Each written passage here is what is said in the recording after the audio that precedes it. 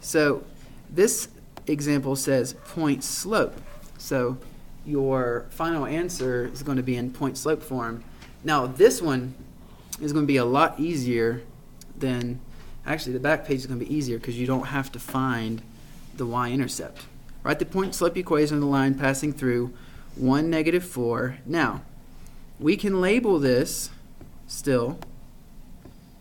This is going to be my x1. This is going to be my y1. Remember, when you're doing point slope, it's x1, y1. The slope is still going to be what? -1.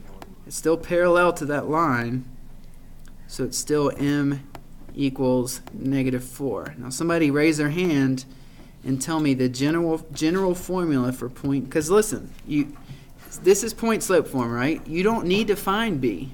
You don't need to find b, you just need to plug stuff in. You're namely plugging in y1, okay? You are plugging in, for there, you're plugging in x1 right there, and you're plugging in the slope right there. Okay, I'm double flagged now. So it's even easier. So it's y minus, now y1 is -4, so you're plugging in -4, become +4. Your x1 is 1. I'm just double flagged now. So just make sure you read the directions. So final answer is y plus 4. Forgot to plug my slope in. Slope is -4. Equals -4 x minus 1. So about number 9.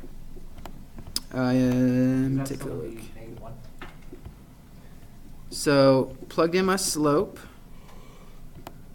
plugged in my y value, and plugged in my x value. That's easy. You don't have to find b when it's point slope, is the point. What was your question? Yeah,